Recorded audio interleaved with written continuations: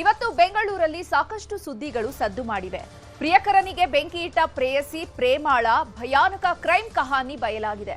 4 ಲಕ್ಷದ ಬೈಕ್ ಆಸೆ ತೋರಿಸಿ ಪ್ರಿಯಕರನಿಗೆ ಕೆಡ್ಡ ತೋಡಿದ್ಲು ಅನ್ನುವಂತಹ ಸತ್ಯ ಬೆಚ್ಚಿ ಬೀಳಿಸಿದೆ. ಅತ್ತ ಗಂಡನ ಸ್ನೇಹಿತನಿಗೆ ಅಣ್ಣ ಅಣ್ಣ ಅಂತ ಹೇಳ್ತಿದ್ದವಳು ಆತನ ಜೊತೆ ಜೂಟಾಗಿದ್ದಾಳೆ. ಮತ್ತೊಂದ್ ಕಡೆ ಕಸ ಹಾಕಿ ಬರ್ತೀನಿ ಅಂತ ಹೋದಂತಹ ಹೆಂಡತಿ ರಾತ್ರೋರಾತ್ರಿ ಪ್ರಿಯಕರನ ಜೊತೆ ಪರಾರಿಯಾಗಿದ್ದಾಳೆ. ಈ ಎಲ್ಲಾ ಸುದ್ದಿಗಳ ಮಧ್ಯೆ ರಾಜಧಾನಿಯಲ್ಲಿ ಗ್ಯಾಸ್ ಸಮಸ್ಯೆ ಜನಸಾಮಾನ್ಯರನ್ನ ಹಿಂಡಿ ಹಿಪ್ಪೆ ಮಾಡಿದೆ. ಈ ಕುರಿತು ನಮ್ಮ ರಿಪೋರ್ಟರ್ಸ್ ಗ್ರೌಂಡ್ ರಿಪೋರ್ಟ್ ಮಾಡಿದ್ದಾರೆ, ನೋಡೋಣ ಬನ್ನಿ.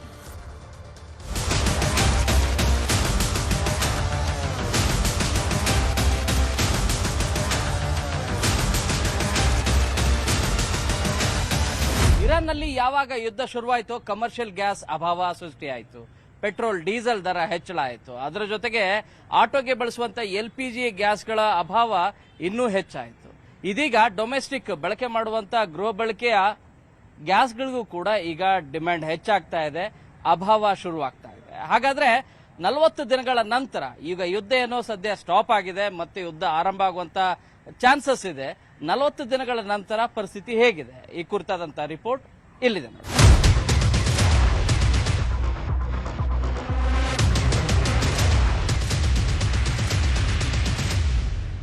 ಕಳೆದ 40 ದಿನಗಳಿಂದ ಕೂಡ ಭಾರತದಲ್ಲಿ ಕಮರ್ಷಿಯಲ್ ಗ್ಯಾಸ್ ಅಭಾವ ಮುಂದುವರಿತಾ ಇದೆ. ಈಗಲೂ ಕೂಡ ಕಮರ್ಷಿಯಲ್ ಗ್ಯಾಸ್ ದೊಡ್ಡ ಮಟ್ಟದ ಹೋಟೆಲ್ಗಳಿಗೆ 50% ಪೂರೈಕೆ ಆಗ್ತಾ ಇದೆ. ಆದರೆ ಸಣ್ಣ ಮಧ್ಯಮ ಈ ರೀತಿಯಾದಂತಹ ದರ್ಶಿನಿ ಹೋಟೆಲ್ಗಳಿಗೆ ಈಗಲೂ ಸಪ್ಲೈ ಆಗ್ತಾ ಇಲ್ಲ. ಯಾಕಂದ್ರೆ ಇವರು ಮೇನ್ ಡಿಸ್ಟ್ರಿಬ್ಯೂಟರ್ ಜೊತೆಗೆ ನೋಂದಣಿ ಮಾಡ್ಕೊಂಡಿಲ್ಲ. ಇದೇ ಬಹಳ ದೊಡ್ಡ ಎಫೆಕ್ಟ್ ಆಗ್ತಾ ಇರೋದು. ಈ ಹಿನ್ನೆಲೆಯಲ್ಲಿ ಕಮರ್ಷಿಯಲ್ ಗ್ಯಾಸ್ ಸಿಗದ ಪರಿಣಾಮ ಪರ್ಯಾಯ ವ್ಯವಸ್ಥೆ ಮಾಡ್ಕೊಳ್ಳಿಕ್ಕೆ ಸಾಕಷ್ಟು ಪ್ರಯತ್ನ ಪಟ್ಟರೂ ಕೂಡ ಅವು ಕೂಡ ಸಮರ್ಪಕವಾಗಿ ವರ್ಕೌಟ್ ಆಗ್ತಾ ಇಲ್ಲ. ಈ ಹಿನ್ನೆಲೆಯಲ್ಲಿ ಬೆಂಗಳೂರಲ್ಲಿರುವಂತಹ 10,000 ಹೋಟೆಲ್ಗಳಲ್ಲಿ ಈಗಾಗಲೇ 500ಕ್ಕೂ ಹೆಚ್ಚು ಹೋಟೆಲ್ಗಳು ಟೆಂಪರರಿ ಆಗಿ ಕ್ಲೋಸ್ ಮಾಡಿದ್ದಾರೆ. ಪರ್ಯಾಯ ವ್ಯವಸ್ಥೆಗಳನ್ನ ಮಾಡ್ಕೊಳ್ಳಿಕ್ಕೆ ನಿಜವಾಗ್ಲೂ ಆಗದೆ ಇರುವಂತಹ ಹೋಟೆಲ್ಗಳೇನಿದಾವೆ ಅದರಲ್ಲಿ ಕೆಲವರು ಹೋಟೆಲ್ಗಳನ್ನ ದರ್ಶಿನಿಗಳನ್ನ ಬಂದ್ ಮಾಡಲಿಕ್ಕೆ, ಸೇಲ್ ಮಾಡಲಿಕ್ಕೂ ಕೂಡ ಮುಂದಾಗ್ತಾ ಇದ್ದಾರೆ. ಇದರಲ್ಲಿ ಬಹಳ ಪ್ರಮುಖವಾಗಿ 40ಕ್ಕೂ ಹೆಚ್ಚು ಹೋಟೆಲ್ಗಳು ಮತ್ತು 30ಕ್ಕೂ ಹೆಚ್ಚು ದರ್ಶಿನಿ ಈ ರೀತಿಯಾದಂಥ ಸಣ್ಣ ಪುಟ್ಟ ಹೋಟೆಲ್ಗಳಿದ್ದಾವೆ. ಇವೆಲ್ಲವೂ ಕೂಡ ಈಗ ಸೇಲ್ಗಿಟ್ಟಿದ್ದಾರೆ. ಬಟ್ ವಿಪರ್ಯಾಸ ಅಂತಂದ್ರೆ ಈ ಹೋಟೆಲ್ಗಳು ದರ್ಶಿನಿಗಳನ್ನ ಕೊಂಡುಕೊಳ್ಳಲಿಕ್ಕೆ ಜನರು ಬರ್ತಾ ಇಲ್ಲ.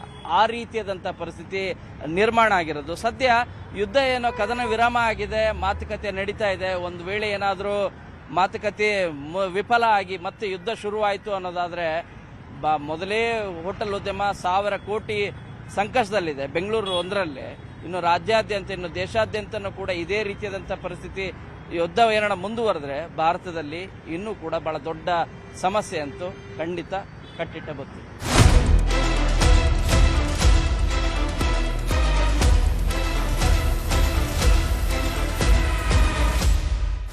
ಪ್ರಾರಂಭದಲ್ಲಿ ನಮಗೆ ಗ್ಯಾಸ್ ಸಂಪೂರ್ಣ ನಿಂತಾಗ ನಾವು ಬಹಳಷ್ಟು ಹೋಟೆಲ್ಗಳು ಮುಚ್ಚಬೇಕಾಯಿತು.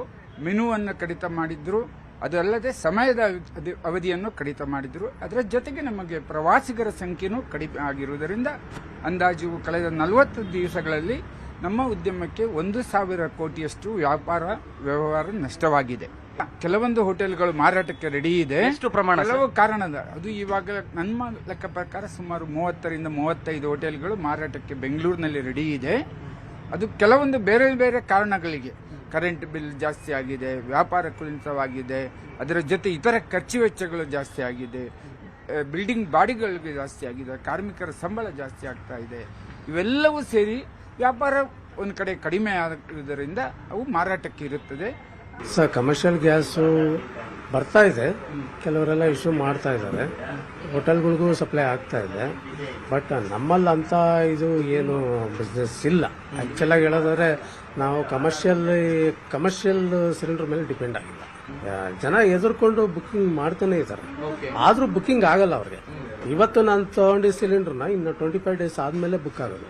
ಅಕಸ್ಮಾತ್ ಬುಕ್ ಮಾಡಿದ್ರೆ ನೀವು ಈ ದಿನ ತಗೊಂಡಿದ್ದೀರಾ, ನಾ ಇಂಥ ತಾರೀಕಿನಲ್ಲಿ ಬುಕ್ ಮಾಡಬೇಕು ಅಂತ ಮೆಸೇಜ್ನಲ್ಲೇ ಬಂದ್ಬಿಡೋದು, ಬುಕ್ ಆಗಲ್ಲ. ಅದು ಕೆಲವರು ಅರ್ಥ ಮಾಡ್ಕೊಳ್ಳಲ್ಲ. ನಮ್ಮ ಬುಕ್ಕಿಂಗ್ ಆಗಿದೆ ಅಂತ ಓಡ್ ಬರ್ತಾರೆ ಇಲ್ಲಿಗೆ. ನಾವು ಅದನ್ನ ಎಕ್ಸ್ಪ್ಲೈನ್ ಮಾಡಿ ಅವ್ರಿಗೆ ಮೆಸೇಜ್ ತೆಗೆದು ಅವ್ರಿಗೆ ಎಕ್ಸ್ಪ್ಲೈನ್ ಮಾಡಿ ಇಂಡೆಂಟ್ ಹಾಕೋದು ಹಾಕ್ತಿವಿ, ಅಲ್ಲಿ ಲೋಡ್ ನೋಡ್ಕೊಂಡು ಕಳಿಸ್ತಾರೆ. ಯಾಕೆಂದ್ರೆ ಎಲ್ರದ್ದು ಒಂದೊಂದು ಗಾಡಿ ಇದ್ದೇ ಇರುತ್ತೆ. ಏಜೆನ್ಸಿಗಳು ಒಂದೊಂದು ವೆಹಿಕಲ್ ಇಟ್ಟೇ ಇರ್ತಾರೆ. ಆ ವೆಹಿಕಲ್ಗಂತೂ ಗ್ಯಾರಂಟಿ ಬರುತ್ತೆ. ಆಮೇಲೆ ಫಂಡ್ಸ್ ಇವೆಲ್ಲ ನೋಡಿಕೊಂಡು ಒಂದು ಟ್ರಾನ್ಸ್ಪೋರ್ಟು ಇವೆಲ್ಲ ಕಳಿಸ್ತಾ ಇರ್ತಾರೆ. ಸರ್ ನಾವೊಂದು 1000 ಸಿಲಿಂಡರ್ ಹಾಕ್ತೀವಿ, ಅವ್ರು ಕಳಿಸೋದೇ ಒಂದು 2 ಟ್ರಾನ್ಸ್ಪೋರ್ಟ್ ಕಳಿಸಿದ್ರೆ ಒಂದು 360. ಆದರೆ ಈಗ ಅಲ್ಲಿ ಬಲ್ಕ್ ಬರಬೇಕು, ಬಲ್ಕ್ ಬಂದು ಅದನ್ನ ಎಲ್ಲ ಇದು ಮಾಡಿಕೊಂಡು ಎಲ್ರಿಗೂ ಹಂಚ್ಬೇಕಲ್ಲ, ಅದು ಪ್ರಾಬ್ಲಮ್ ಇರ್ಬೋದೇನೋ ಪ್ಲಾಂಟಲ್ಲಿ.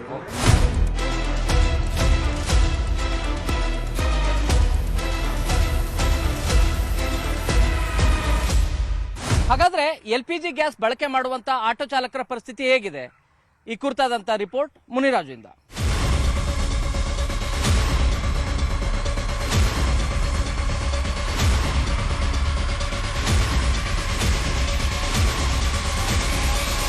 ಆಟೋ LPG ಗ್ಯಾಸ್ಗಾಗಿ ಪರದಾಟ ಇನ್ನೂ ನಿಂತಿಲ್ಲ.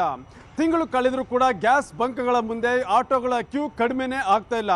ಒಂದು ಕಡೆ ಗ್ಯಾಸ್ ಸಿಗ್ತಾ ಇಲ್ಲ, ಇನ್ನೊಂದು ಕಡೆ ರೇಟು ಕೂಡ ಕಡಿಮೆ ಆಗ್ತಾ ಇಲ್ಲ ಅಂತೇಳಿ ಆಟೋ ಚಾಲಕರು ಕೂಡ ಒಂದು ಆಕ್ರೋಶ ವ್ಯಕ್ತಪಡಿಸ್ತಾ ಇದ್ದಾರೆ. ಹಾಗಾದ್ರೆ ಈಗಿನ ಸ್ಥಿತಿ ಹೇಗಿದೆ ಅನ್ನೋದ್ರ ಬಗ್ಗೆ ನೋಡೋಣ. ಮಳೆ ನಿಂತರೂ ಮಳೆ ನೀರು ನಿಂತಿಲ್ಲ ಅನ್ನೋ ಹಾಗೆ ಯುದ್ಧ ನಿಂತರೂ ಯುದ್ಧದ ಪರಿಣಾಮಗಳು ಮಾತ್ರ ಇನ್ನೂ ಕಡಿಮೆ ಆಗಿಲ್ಲ. ನಗರದಲ್ಲಿ ಆಟೋ LPG ಗ್ಯಾಸ್ಗಾಗಿ ಪರದಾಟ ಇನ್ನೂ ಮುಂದುವರೆದಿದೆ. ನಗರದ ಲ್ಯಾವಿಲೆ ರಸ್ತೆಯಲ್ಲಿರುವಂಥ ಈ ಒಂದು ಆಟೋ LPG ಗ್ಯಾಸ್ ಬಂಕ್ ಬಳಿ ನೋಡ್ಬೋದು, ಅರ್ಧ ಕಿಲೋಮೀಟರ್ ಉದ್ದಕ್ಕೂ ಇನ್ನೂ ಆಟೋಗಳು ಏನು ಗ್ಯಾಸ್ಗೋಸ್ಕರ ಕ್ಯೂ ನಿಂತಿರುವಂಥ ದೃಶ್ಯಗಳು ಕೂಡ ಕಂಡು ಬರ್ತಾ ಇದೆ. ಪ್ರತಿದಿನ ಇಲ್ಲಿ ಬೆಳಗಿನ ಜಾವದಿಂದ ಮಧ್ಯಾಹ್ನದ ತನಕ ಇಲ್ಲಿ ಆಟೋಗಳು ಸರತಿ ಸಾಲಿನಲ್ಲಿ ನಿಂತು ಗ್ಯಾಸನ್ನು ತುಂಬಿಸ್ಕೊಳ್ಳುವಂಥ ದೃಶ್ಯಗಳು ಪ್ರತಿದಿನ ಕಂಡು ಬರ್ತಾ ಇದೆ. ಯಾಕಂದರೆ ಗ್ಯಾಸ್ನ ಅಭಾವ ನಗರದ ಇನ್ನೂ ಕೂಡ ಮುಗಿಲು ಮುಟ್ಟಿದ್ದು ಆಟೋ ಚಾಲಕರು ಪ್ರತಿದಿನ ಗ್ಯಾಸ್ಗೋಸ್ಕರ ಈ ರೀತಿಯಾಗಿ ಕ್ಯೂ ನಿಲ್ಲುವಂಥದ್ದು ಅನಿವಾರ್ಯವಾಗಿದೆ. ಏನು ಈಗಾಗಲೇ ಗ್ಯಾಸ್ನ ಬೆಲೆ ಕೂಡ ದುಪ್ಪಟ್ಟಾಗಿದೆ. ಆದರೂ ಕೂಡ ಏನು ಪ್ರತಿದಿನ ಜೀವನ ನಡೆಸಬೇಕು ಮತ್ತು ಆಟೋವನ್ನು ಓಡಿಸುವಂಥ ಸಲುವಾಗಿ ಚಾಲಕರು ಈ ರೀತಿ ನಗರದ ಪ್ರಮುಖ ಬಂಕ್ಗಳಲ್ಲಿ ಒಂದು ಸರತಿ ಸಾಲಿನಲ್ಲಿ ನಿಂತು ಗ್ಯಾಸನ್ನು ತುಂಬಿಸ್ಕೊಳ್ಳುವಂಥದ್ದು ಕೂಡ ಅನಿವಾರ್ಯವಾಗಿದೆ. ಈಗಾಗಲೇ 90 ರೂಪಾಯಿ ಆಗಿದೆ ಈ ಒಂದು ಗ್ಯಾಸ್ನ ರೇಟ್. ಆದರೂ ಕೂಡ ಏನು ಜೀವನ ನಡೆಸಬೇಕು ಮತ್ತು ಆಟೋ ಓಡಿಸುವಂಥ ಅನಿವಾರ್ಯತೆ ಇರೋದ್ರಿಂದ ಎಷ್ಟೇ ದುಪ್ಪಟ್ಟು ಬೆಲೆ ಆದರೂ ಕೂಡ ಹಣವನ್ನು ಪಾವತಿ ಮಾಡಿ ಗ್ಯಾಸನ್ನು ಪಡಿಬೇಕಾದಂಥ ಒಂದು ಸ್ಥಿತಿ ಈಗ ಆಟೋ ಚಾಲಕರಿಗೆ ಬಂದಿರೋದು. ಈಗಾಗಲೇ ಏನು ನಗರದ ಬಹುತೇಕ ಬಂಕ್ಗಳಲ್ಲಿ ನೋ ಸ್ಟಾಕ್ ಬೋರ್ಡನ್ನು ಹಾಕಿದ್ದಾರೆ, ಆದರೆ ಕೆಲವು ಬಂಕ್ಗಳಲ್ಲಿ ಮಾತ್ರ ಈ ರೀತಿ ಗ್ಯಾಸ್ ಕೂಡ ಫಿಲ್ ಮಾಡ್ತಾ ಇರೋದು. ಆದ್ರಿಂದ ಎಲ್ಲಿ ಗ್ಯಾಸ್ ಸಿಗುತ್ತೋ ಅಂಥ ಕಡೆ ಏನು ಆಟೋ ಚಾಲಕರು ಹೋಗಿ ಬೆಳಗಿಂದ ಮಧ್ಯಾಹ್ನ ತನಕ ಕಾದು ಒಂದು ಗ್ಯಾಸನ್ನು ತುಂಬಿಸ್ಕೊಳ್ಳುವಂಥ ಕೆಲಸವನ್ನು ಈಗ ಮಾಡ್ತಾ ಇದ್ದಾರೆ. ಕಳೆದ 1 ತಿಂಗಳಿಂದ ಈ ರೀತಿ ನಗರದಲ್ಲಿ ಗ್ಯಾಸ್ಗೆ ಅಭಾವ ಉಂಟಾಗಿದೆ. ಅದರಲ್ಲಿ ಪ್ರಮುಖವಾಗಿ ಆಟೋ LPG ಗ್ಯಾಸ್ಗೆ ದೊಡ್ಡ ಮಟ್ಟದಲ್ಲಿ ಒಂದು ಅಭಾವ ಕೂಡ ಉಂಟಾಗಿರೋದು. ಸರ್ಕಾರ ಕೂಡಲೇ ಇದ್ರ ಬಗ್ಗೆ ಎಚ್ಚೆತ್ತುಕೊಳ್ಬೇಕು ಮತ್ತೆ ಆಟೋ LPG ಗ್ಯಾಸ್ ಅನ್ನ ಪೂರೈಕೆ ಮಾಡಬೇಕು ಅಂತೇಳಿ ಆಟೋ ಚಾಲಕರು ಕೂಡ ಒಂದು ಒತ್ತಾಯವನ್ನ ಮಾಡ್ತಾ ಇದ್ದಾರೆ. ಮತ್ತೆ ಇದೇ ವೇಳೆ ಏನು ಈಗಾಗಲೇ 90 ಮತ್ತೆ 120 ರೂಪಾಯಿ ತನಕ ಒಂದು ಆಟೋ LPG ಗ್ಯಾಸ್ ಅನ್ನ ಮಾರಾಟ ಮಾಡ್ತಾ ಇದ್ದಾರೆ. ಇದಕ್ಕೆ ಕಡಿವಾಣ ಹಾಕಬೇಕು, ಕೂಡಲೇ ಇದ್ರ ಬಗ್ಗೆ ಮಾತುಕತೆಯನ್ನ ಮಾಡಿ ಬೆಲೆ ಏರಿಕೆಯನ್ನ ಸ್ವಲ್ಪ ಕಂಟ್ರೋಲ್ ಮಾಡಿದ್ರೆ ಇದರಿಂದ ಆಟೋ ಚಾಲಕರ ಜೀವನ ಕೂಡ ನಡೆಸೋದಕ್ಕೆ ಸ್ವಲ್ಪ ಸಹಾಯ ಆಗುತ್ತೆ ಅಂತೇಳಿ ಸಾಕಷ್ಟು ಮಂದಿ ಒಂದು ಮನವಿಯನ್ನು ಕೂಡ ಮಾಡ್ತಾ ಇದ್ದಾರೆ. ಇನ್ನಾದರೂ ಸರ್ಕಾರ ಇದರ ಬಗ್ಗೆ ಎಚ್ಚೆತ್ತುಕೊಳ್ಬೇಕು.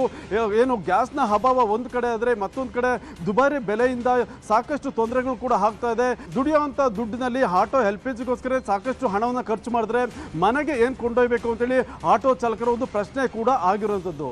2.5 ಗಂಟೆ ಇಲ್ಲಿ ಜರ್ನಿ ಮಾಡಿದ್ರು ಈ ಬಿಸಿಲಲ್ಲಿ ತುಂಬ ಬೇಜಾರಾಗುತ್ತೆ. ಹೇಳ್ಕೊಂಡು ಪ್ರಯೋಜನ ಇಲ್ಲ. ಯಾಕೆ ಗೊತ್ತಾ, ನಮ್ಮ ಮಾತುಗಳು ಯಾರೂ ಕೇಳಲ್ಲ, ಅದಕ್ಕೆ ಬೆಲೆನೂ ಇರಲ್ಲ. ಅವರು ಕೇಳಿದಷ್ಟು ಹಾಕ್ತಾರೆ ಸರ್, ಅದೇನಿಲ್ಲ. ರೇಟು ತುಂಬ 90 ರೂಪಾಯಿ ಇರಬೇಕು ಸರ್. 60 ರೂಪಾಯಿ, ಇದು 30 ರೂಪಾಯಿ. ಅದೇನು ಮಾತಾಡಿ ಪ್ರಯೋಜನ ಇಲ್ಲ ಬಿಡಿ ಸರ್, ವೇಸ್ಟ್. ಚಾನ್ಸೇ ಇಲ್ಲ ಸರ್, ಸುಮ್ಮನೆ ಬದುಕಬೇಕು, ಉಸಿರಾಟಕ್ಕೆ ಆಕ್ಸಿಜನ್ ಕೊಟ್ಟಾಗೆ. ಕಂಟಿನ್ಯೂಸ್ ಆಗಿ 1 ತಿಂಗಳಿಂದ 3 ಅವರ್ ಇಲ್ಲಾಂದ್ರೆ 4 ಅವರ್ ಕ್ಯೂನಲ್ಲೇ, ಅದರಲ್ಲೇ ಅಪ್ಡೇಟ್ ಜೀವನ ಹೊರಟೋಗುತ್ತೆ ನಮಗೆ. ಬೆಳಗ್ಗೆಯಿಂದ ಸುತ್ತಿದ್ದು ಏನಾಗುತ್ತೆ, ಮನೆಗೆ ಏನು ತೊಗೊಂಡೋಗೋದು ಎಷ್ಟಾಗುತ್ತೆ ಅಷ್ಟು ಸರ್. ನಮ್ಮದು ಒಂದು 6 ಗಂಟೆವರೆಗೂ ಓಡಿಸ್ತೀವಿ, 6-6:30ವರೆಗೂ. ಅದ್ರ ಮೇಲೆ ಓಡಿಸಲ್ಲ. ಇದರಲ್ಲಿ ಹೋಗಿದ ತಕ್ಷಣ ಏನು 500 ರೂಪಾಯಿ ಗ್ಯಾಸ್ ಹಾಕ್ತೀವಿ. ಅದ್ರಲ್ಲಿ ಖರ್ಚು ಗಿರ್ಚೆಲ್ಲ ಹೋದರೆ ಒಂದು 200-300 ರೂಪಾಯಿ ಮನೆಗೆ ತೊಗೊಂಡೋಗ್ತೀವಿ ಅಷ್ಟೇ. ಒಂದು ಇಲ್ಲಿಗೆ ಆಗಲೇ 4 ಅವರ್ ಆಗಿದೆ. 4 ಅವರಿಂದ ಇವಾಗ ಎಂಟ್ರೆನ್ಸ್ಗೆ ಬಂದಿದ್ದೀವಿ. ಆಟೋ ಡ್ರೈವರ್ ಚಾಲಕರು ಏನು ಮಾಡಬೇಕು ನೋಡಿ. ಇವಾಗ ಸ್ಕೂಲ್ ಫೀಸು, ಕಾಲೇಜ್ ಫೀಸು ಎಲ್ಲ ಬಂದಿದೆ. ಈಗ ಇದನ್ನು ಸರಿಪಡಿಸ್ಬೇಕು ಸರ್ಕಾರದವರು. ಗ್ಯಾಸು ಬರ್ತಾ ಇದೆ, ಸೆಂಟ್ರಲ್ ಗೌರ್ಮೆಂಟ್ನವ್ರು ಕೊಡ್ತಾ ಇದ್ದಾರೆ, ಸ್ಟೇಟ್ ಗೌರ್ಮೆಂಟ್ನವರು ಟೈಟ್ ಮಾಡಿ ಇದು ಮಾಡ್ತಾ ಇದ್ದಾರೆ. ಏನಕ್ಕೆ ಅಂದರೆ ರೇಟ್ ಕಮ್ಮಿ ಮಾಡಬೇಕಾಗುತ್ತೆ ಅನ್ನೋ ಕಾರಣಕ್ಕೋಸ್ಕರ ಇವ್ರಿಗೆ ಆಟೋ ಚಾಲಕರಿಗೆ ತೊಂದರೆ ಆದರೂ ಪರವಾಗಿಲ್ಲ ಅಂದ್ಬಿಟ್ಟು ಸ್ಟ್ರಕ್ ಮಾಡಿ ಗ್ಯಾಸ್ ಕೊಡ್ತಾ ಇದ್ದಾರೆ. ಅದೇ ಒಂದು ದಿವಸ ಬಂದ್ಬಿಟ್ಟು ನಾವು ಗ್ಯಾಸ್ ಹಾಕಿ ಫುಲ್ಲು ಒಂದು ದಿವಸ ಪೂರ್ತಿ ಆಗೋದಂದರೆ ಇನ್ನೊಂದು ದಿವಸ ಗಾಡಿ ಓಡಿಸ್ತೀರಿ, ಒಂದು ದಿವಸ ಬಂದ್ಬಿಟ್ಟು 800-900 ರೂಪಾಯಿ ಮಾಡ್ತೀವಿ. ಅದರಲ್ಲಿ ಬಂದ್ಬಿಟ್ಟು ಅದು ಇದು ಸಾಲ ಆಗಿಲ್ಲ, ಹಾಲು ಮೂಲಂದು ಇರ್ತಾವಲ್ಲ ಅದೆಲ್ಲ ಕೊಟ್ಬಿಟ್ಟು ಅದರಲ್ಲಿ ಇನ್ನೂ ನಾವೇ ಬಂದ್ಬಿಟ್ಟು ಬಡ್ಡಿಗೆ ಸಾಲ ತೊಗೊಂಡ್ರಿ. ಬಡ್ಡಿಗೆ ಸಾಲ ಕೊಡೋ ಕೂಡ ಯಾರೂ ಇಲ್ಲ ಇವಾಗ. ನಮ್ಮ ಕಷ್ಟ ಆ ಥರ ಆಗ್ಬಿಡೈತೆ. ಡೈಲಿ 2 ಅವರಿಂದ 3 ಅವರ್ ಆಗುತ್ತೆ. ಬೇರೆ ಕಡೆ ಹೋಗೋಣ ಅಂದರೆ 100-120 ರೂಪಾಯಿ 130 ರೂಪಾಯಿ ಅದು ಗ್ಯಾಸ್ ರೇಟು. ನಾವು ದಿನನಿತ್ಯ 2 ಅವರಿಂದ 3 ಅವರ್ ದಿನನಿತ್ಯ ವೆಯ್ಟ್ ಮಾಡ್ಬೇಕು ಸರ್. ನಾವು ತುಂಬ ಬೇಜಾರಾಗ್ಬಿಟ್ಟಿದೆ. ಆಟೋ ಫೀಲ್ಡೇ ಬೇಡ, ಒಂಥರ ಎಲ್ಲ CNGಗೆ ಹೋಗೋಣ, ತುಂಬ ಬೇಜಾರಾಗ್ಬಿಟ್ಟು. ಆದರೆ ಏನು ಮಾಡೋದು, ಮನೆಗೋಸ್ಕರ ಮನೇಲಿ ತೊಂದರೆ ಪ್ರಾಬ್ಲಮ್ ಕ್ರಿಯೇಟ್ ಆಗ್ತವೆ ಅನ್ನೋದಕ್ಕೋಸ್ಕರ ಅಡ್ಜಸ್ಟ್ ಮಾಡ್ಕೊಂಡು ಓಡುತ್ತೆ.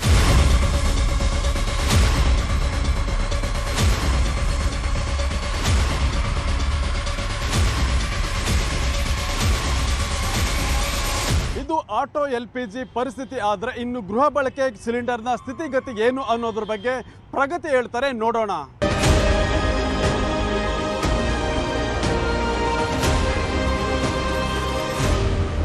ಮಧ್ಯಪ್ರಾಚ್ಯದ ಯುದ್ಧದ ಎಫೆಕ್ಟು ಅಡುಗೆ ಮನೆ ಕೋಣೆಗೂ ಕೂಡ ತಟ್ಟಿರುವಂತದ್ದು. ಬೆಂಗಳೂರಿನ ಅನೇಕ ಏರಿಯಾಗಳಲ್ಲಿ ಸಿಲಿಂಡರ್ ಸಿಗ್ತಾ ಇದೆಯಾ ಅಂತ ಪ್ರಶ್ನೆ ಮಾಡಿದಾಗ ಮಿಶ್ರ ಪ್ರತಿಕ್ರಿಯೆ ವ್ಯಕ್ತ ಆಗ್ತಾ ಇದೆ. ಈ ಹಿಂದೆ ಬಹುತೇಕರು ನಮಗೆ ಸಿಲಿಂಡರೇ ಇಲ್ಲ ಅಂತ ಆಕ್ರೋಶ ಹೊರ ಹಾಕ್ತಾ ಇದ್ರು. ಆದ್ರೆ ಈಗ ಗೃಹ ಬಳಕೆಯ ಸಿಲಿಂಡರ್ ಹಲವು ಕಡೆ ಸಿಗ್ತಾ ಇದೆ, ಕೆಲವು ಕಡೆ ಸಿಗ್ತಾ ಇಲ್ಲ. ಸಿಂಗಲ್ ಕನೆಕ್ಷನ್ ಅನ್ನ ಹೊಂದಿರುವವರಿಗೆ 25 ದಿನಗಳ ನಂತರ ಗ್ಯಾಸ್ ಡೆಲಿವರಿ ಆದ್ಮೇಲೆ ಅವರಿಗೆ ಬುಕಿಂಗ್ಗೆ ಅವಕಾಶ ಇದೆ. ಡಬಲ್ ಕನೆಕ್ಷನ್ ಹೊಂದಿರುವವರಿಗೆ 35 ದಿನಗಳ ನಂತರ ಅವರಿಗೆ ಬುಕಿಂಗ್ ಮಾಡೋದಕ್ಕೆ ಅವಕಾಶ ಇದೆ. ಈ ಎರಡೂ ವರ್ಗದವರನ್ನ ಪ್ರಶ್ನೆ ಮಾಡಿದಾಗ ಬಹುತೇಕ ಕಡೆ ಮಿಶ್ರ ಪ್ರತಿಕ್ರಿಯೆ ವ್ಯಕ್ತ ಆಗ್ತಾ ಇದೆ. ಕೆಲವು ಕಡೆ ನಮಗೆ ಗ್ಯಾಸ್ ಲಭ್ಯ ಆಗ್ತಾ ಇದೆ ಅಂತ ಹೇಳ್ತಾರೆ, ಇನ್ನ ಕೆಲವು ಕಡೆ ನಮಗೆ ಲಭ್ಯ ಆಗ್ತಾ ಇದೆ ಆದ್ರೆ ಡೆಲಿವರಿ ಆಗುವಾಗ, ಗ್ಯಾಸ್ ಡೆಲಿವರಿ ಮಾಡುವಾಗ ಡಿಲೇ ಮಾಡ್ತಾರೆ ಅಂತ ಆಕ್ರೋಶವನ್ನ, ಅಸಮಾಧಾನವನ್ನ ವ್ಯಕ್ತಪಡಿಸ್ತಾ ಇದ್ದಾರೆ. ಸದ್ಯ ಅನೇಕ ಕಡೆಯಲ್ಲಿ ಸಿಲಿಂಡರ್ ಡೆಲಿವರಿ ಆಗ್ತಾ ಇದೆ, ಕೆಲವು ಕಡೆಯಲ್ಲಿ ತಡವಾಗಿ ಡೆಲಿವರಿ ಆಗ್ತಾ ಇರುವಂತಹ ಚಿತ್ರಣ ಬೆಂಗಳೂರಿನ ಅನೇಕ ಕಡೆಯಲ್ಲಿ ಕಂಡು ಬಂದಿದೆ.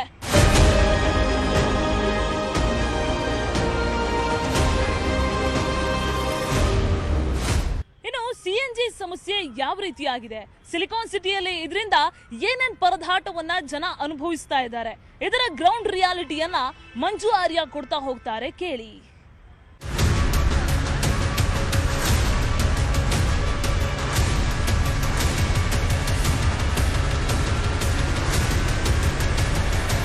ಯುದ್ಧದ ಎಫೆಕ್ಟ್ನಿಂದ ಬೆಂಗಳೂರು ನಗರದಲ್ಲಿ LPGಯ ಸಮಸ್ಯೆ ಕಂಡು ಬಂದಿತ್ತು. ಸಾಲುಗಟ್ಟಲೆ, ಕಿಲೋಮೀಟರ್ ಗಟ್ಟಲೆ ಆಟೋಗಳು LPGಗೋಸ್ಕರ ಕ್ಯೂ ನಿಂತಿದ್ವು. ಆದರೆ ಈಗ ಬೆಂಗಳೂರಿನಲ್ಲಿ CNGಯ ಸಮಸ್ಯೆ ಕೂಡ ಎದುರಾಗಿರುವಂಥದ್ದು. ಅದರಲ್ಲೂ ಕೂಡ ಅಷ್ಟೇ ಬೆಂಗಳೂರಿನಲ್ಲಿರುವಂಥ ಬಹುತೇಕ ಪೆಟ್ರೋಲ್ ಬಂಕ್ಗಳಲ್ಲೂ ಕೂಡ ಅಷ್ಟೇ CNG ಅಂತೂ ಸಿಗ್ತಿಲ್ಲ ಅನ್ನುವಂಥ ಒಂದು ಆರೋಪವನ್ನು ಮಾಡ್ತಿದ್ದಾರೆ.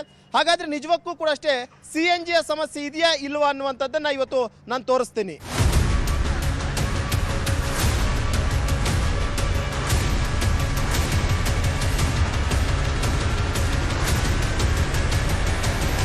LPG ಸಮಸ್ಯೆ ಬೆನ್ನಲ್ಲೇ CNGಯ ಸಮಸ್ಯೆ ಕೂಡ ಉದ್ಭವ ಆಗಿರುವಂಥದ್ದು. ಅದರಲ್ಲೂ ಕೂಡ ಅಷ್ಟೇ ಪೀಕ್ ಅವರ್ನಲ್ಲಿ ಬೆಂಗಳೂರು ನಗರದಲ್ಲಿ ಈಗ ಯಾವುದೇ ಕಾರಣಕ್ಕೂ ಕೂಡ ಅಷ್ಟೇ CNG ಸಿಗ್ತಾ ಇಲ್ಲ.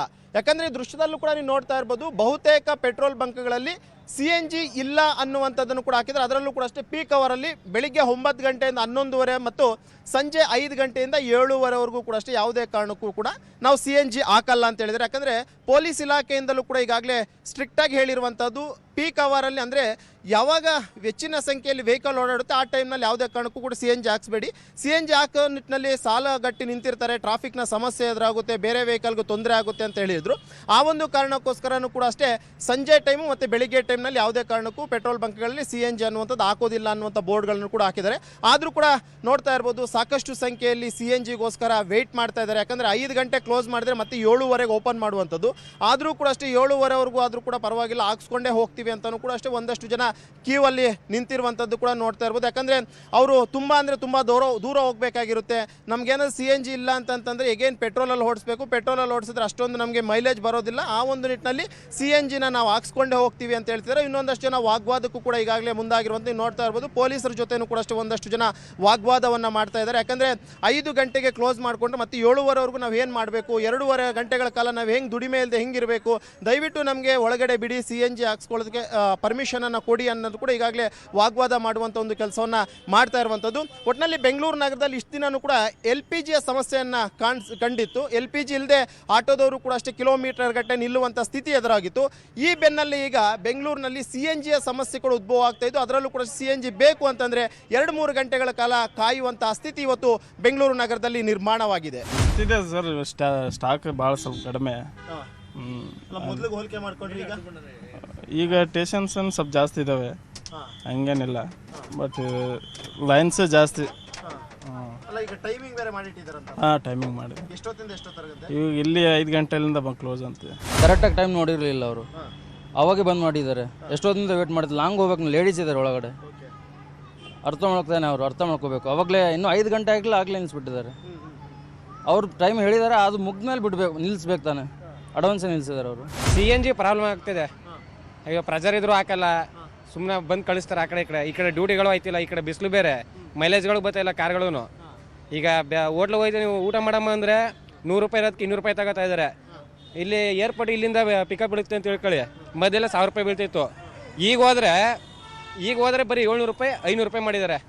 ಎಲ್ಲನೂ ನಮ್ಮ ಟ್ಯಾಕ್ಸಿ ಜೀವನನೇ ಹಾಳು ಮಾಡಿ ಇಟ್ಬಿಟ್ಟಿದ್ದಾರೆ ರೋಡ್ ತಂದು.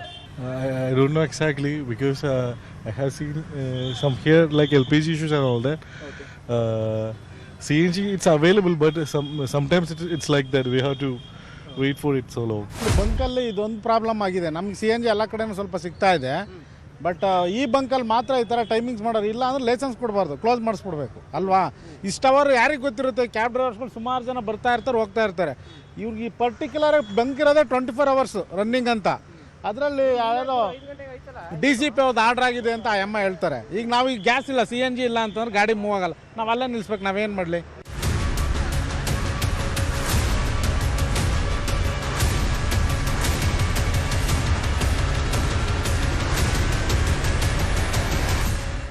ಸದ್ಯ ಕದನ ವಿರಾಮ ಏನೋ ಆಗಿದೆ, ಆದ್ರೆ ಕಮರ್ಷಿಯಲ್ ಗ್ಯಾಸ್ LPG ಗ್ಯಾಸ್ ಅಭಾವ ಮುಂದುವರಿತಾ ಇದೆ. ಒಂದ್ ವೇಳೆ ಯುದ್ಧ ಏನಾದ್ರೂ ಮತ್ತೆ ಶುರುವಾಯ್ತು ಅನ್ನೋದಾದ್ರೆ ಎಲ್ಲಾ ಉದ್ಯಮಗಳಿಗೆ ಸಂಕಷ್ಟ ಮಾತ್ರ ಅಲ್ಲ, ಜನಸಾಮಾನ್ಯರ ಜೇಬಿಗೂ ಕತ್ತರಿ ಬೀಳಲಿದೆ. ಕ್ಯಾಮರಾ ಪರ್ಸನ್ ವಿಶ್ವನಾಥ್ ಹಾವೇರಿ ಜೊತೆ ಶರಣು ಹಂಪಿ, ನ್ಯೂಸ್ 18.